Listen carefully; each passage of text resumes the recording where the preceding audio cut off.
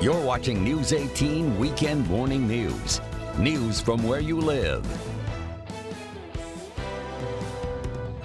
All right, welcome back. We have a special segment to show you right now, your betting outlook for the Big Ten championship game. We've teamed up with Brent Muburger's team out in Las Vegas for an inside look at the game. Here's Tim Murray with Vsin. I think Purdue absolutely has a chance to compete here because, look, like I was saying before, this matters to Purdue. Purdue can get to the Rose Bowl as the Big Ten champion. Obviously, if Michigan wins this, they're going to be in the college football playoffs. So then somebody else would have to go to the Rose Bowl, and more than likely it would be Ohio State as the number 2 team in the conference. But you look at the spread, obviously, because Michigan's the number 2 team in the CFP rankings, but also we know, and me being an Indiana alum, being in that East Division and getting beat up every year by Ohio State, Michigan, and Penn State, that the balance of power is certainly in the East Division rather than in the West Division in the Big Ten.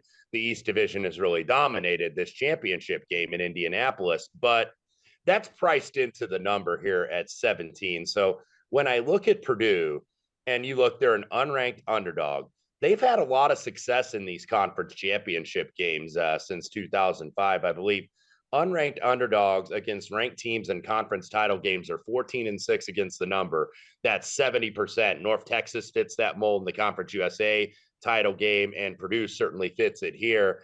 And I think Purdue is a better matchup for Michigan than Iowa certainly was in this spot last year, because if we remember, Michigan finally got over the hump. Jim Harbaugh finally was able to beat Ohio State. So you're like, okay, this is the letdown spot. Now they got to come down from beating the rivals, the Buckeyes, and play Iowa. And they dominated Iowa. And because Iowa really didn't have much of an offense and didn't have much of one this season, as a matter of fact, really couldn't throw the ball. And that's something Purdue can do.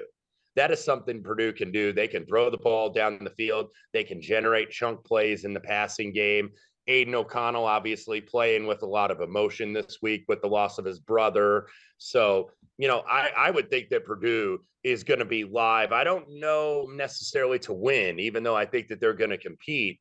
But I think Purdue will be able to throw the football down the field on this team and really be live for a backdoor. 17 is a big number for one of the top 20 passing offenses in the country, even though Michigan, one of the top to 10 to 15 rather passing defenses in the country. So I don't think Michigan is going to look ahead here necessarily, but I think this is more of a bigger challenge for them. It's a different type of challenge because Iowa, run game, defense, very physical, but Iowa was like a poor man's Michigan.